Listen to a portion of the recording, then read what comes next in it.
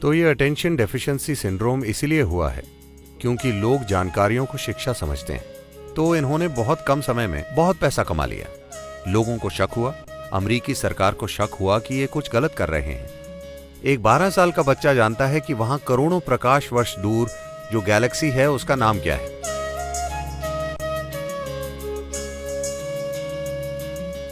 अगर आप मेरी बातों पर ध्यान नहीं देंगे तो क्या आपको पता चलेगा मैं क्या कह रहा हूं? नहीं, जीवन का हर पहलू इसी तरह है ना? अगर आप ध्यान नहीं देते तो आपको पता नहीं चलेगा कि आप क्या खा रहे हैं, कैसी सांस ले रहे हैं, क्या हो रहा है। बहुत से लोग फूलों की खुशबू पर ध्यान नहीं देते या कोई भी दूसरी चीज पर, वो पास से गुजर जाते हैं, पत्थर की तरह या फिर कहें बैल की तरह, क्योंकि बैल महत्वपूर्ण होते हैं स्टॉक मार्केट में। तो ये विकास प्रक्रिया में पीछे जाना हुआ।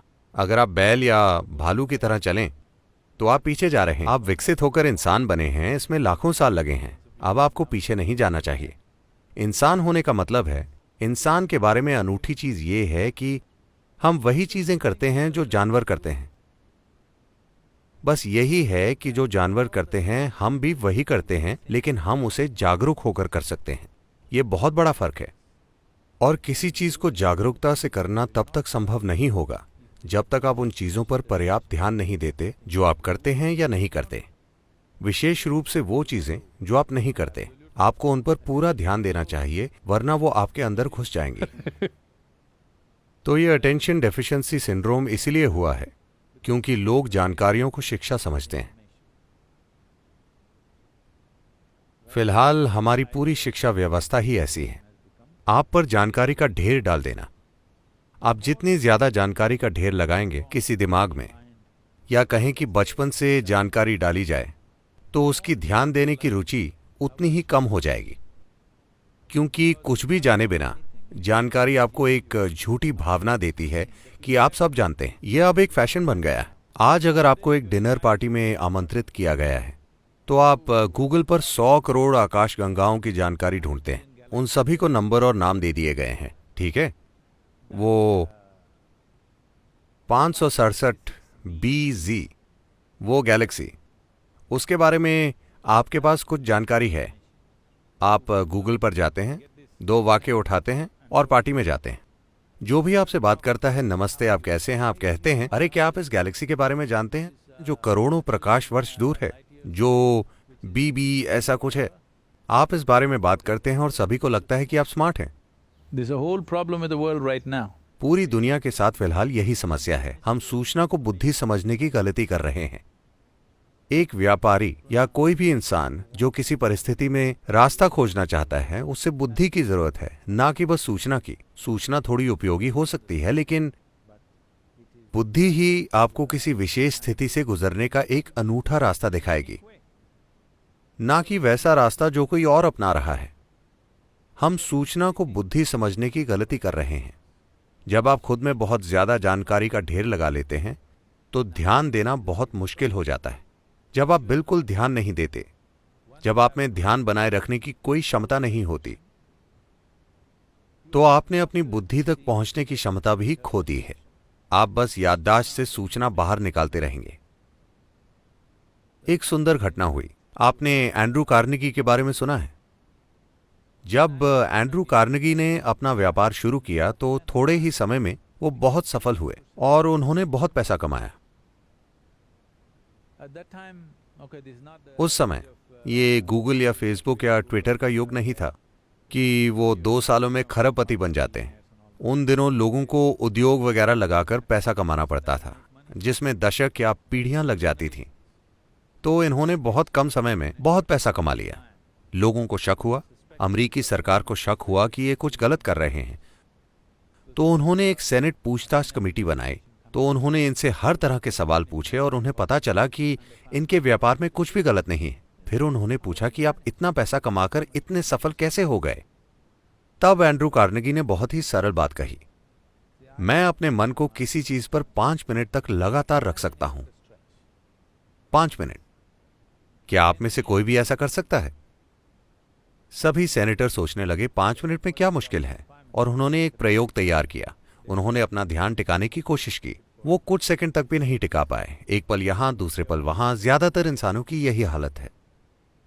तो फिर वो बोले, आपको अमेरिका नहीं चलाना चाहिए।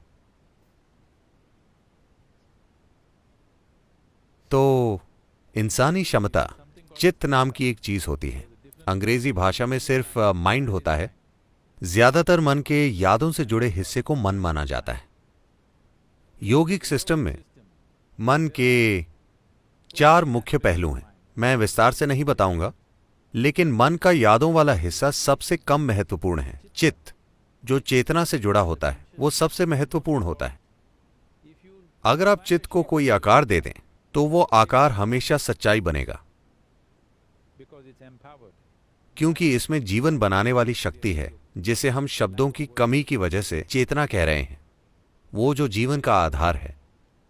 जब आपका मन उससे जुड़ जाता है तो आपका मन जो आकार लेता है, मन एक बादल की तरह है। आप उसे कोई भी आकार दे सकते हैं। आप उसे देवता बना सकते हैं, आप उसे शैतान बना सकते हैं, आप उसे पशु बना सकते हैं, आप उसे जो चाहे बना सकते हैं। ये एक आकार रहित चीज है। तो अपने चित्त को आप जो आकार देते हैं वो हमेशा दुनिया में सच्चाई बनेगा, क्योंकि इसे जीवन को बनाने वाली ऊर्जा से शक्ति मिलती है। तो यही मन का सबसे महत्वपूर्ण पहलू है, ना कि यादें। यादें सिर्फ भौतिक चीजों को संभालने के लिए जरूरी हैं। यह हो सकता है कि एक व्यापारी बस भौतिक चीजों को संभालना चाहे, यह ठीक है, लेकिन मैं चाहता हूं कि व्यापारी का जीवन एक मजेदार रोमांच बन जाए, जहां नई संभावना को खोजने की प्रक्रिया उसके अनुभव में भी वाकई नई संभावनाएं लाए, ना कि सिर्फ आर्थिक संभावनाएं बने। और ये संभावना एक व्यापारी के जीवन में मौजूद है कि वो अपने व्यापार को एक आध्यात्मिक संभावना और आध्यात्मिक विकास में बदल सकता है, या अपने अस्तित्व के विकास में, जो मुझे लगता है कि सभी को खोजना चाहिए। यही वजह है कि हम एक आध्यात्मिक तत्व लाने की कोशिश कर रहे हैं। सफलता आसानी से मिलेगी किसी अन्य चीज की तुलना में, क्योंकि सफलता इसीलिए आसान नहीं होगी कि कोई जादू होगा, बल्कि इसीलिए कि आप अपनी पूरी क्षमता से काम करते हैं। अगर आप जानते हैं स्कूलों में 3 टांगों वाली दौड़ होती है। आपकी 3 टांगें होने पर भी आप धीरे भागते हैं, 2 टांगों से आप तेज भागेंगे, है ना? 3 टांगों से आपको ज्यादा तेज होना चाहिए अगर आप सिर्फ संख्याओं को देखें तो। लेकिन ये ऐसा है, ज्यादा सूचना के साथ। ज्यादा सूचना का मतलब है कि जो चीज आपकी नहीं है उसे आप अपनी यादों से जोड़ लेते हैं और उसके आधार पर अपनी पहचान बना लेते हैं। आप जितना ज्यादा वैसा करते हैं, आप उतने ही कम असरदार बनते जाते हैं। लेकिन फिलहाल हमारी पूरी शिक्षा व्यवस्था जानकारी देना है, और इंटरनेट मौजूद है। एक 12 साल का बच्चा जानता है कि वहां करोड़ों प्रकाश वर्ष दूर जो गैलेक्सी है उसका नाम क्या है, जो उसके लिए अच्छा नहीं है, क्योंकि यह ज्ञान नहीं है, यह किसी भी तरह से उपयोगी नहीं है, यह बस अपनी बढ़ाई करने के काम आता है। और सबसे बढ़कर यह आपकी ध्यान देने की क्षमता नष्ट कर देगा, क्योंकि ध्यान देने का आधार यह है कि आपको एहसास है कि आप इस ब्रह्मांड में एक कण को भी ठीक से नहीं जानते। आप एक अणु को भी पूरी तरह से नहीं जानते, इसीलिए आप ध्यान दे पाते हैं। If you think I know this, you cannot pay attention. अगर आपको लगता है मुझे ये पता है, तो आप ध्यान नहीं दे सकते। जानकारी का घमंड ही आप में ध्यान देने की कमी पैदा करता है।